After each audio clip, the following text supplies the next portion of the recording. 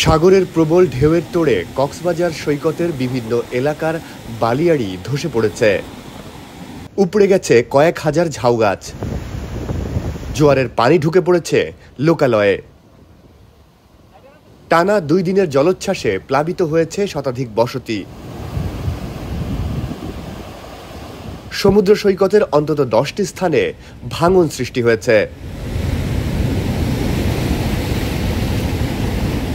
সমুদ্র সৈকতে থাকা পুলিশ বক্স, অস্থায়ী দোকান, ওয়াচ টাওয়ারও ভাঙনের শিকার হয়েছে।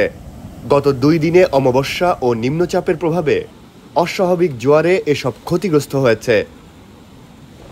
এছাড়া কক্সবাজার টেকনাফ মেরিন ড্রাইভের বিভিন্ন এলাকায় দেখা দিয়েছে ভাঙন।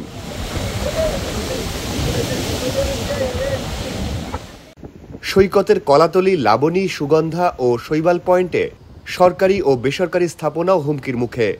এর মধ্যে রয়েছে আন্তর্জাতিক ক্রিকেট স্টেডিয়াম, ট্যুরিস্ট পুলিশের কার্যালয় ও বেশ কিছু হোটেল রেস্তোরাঁ।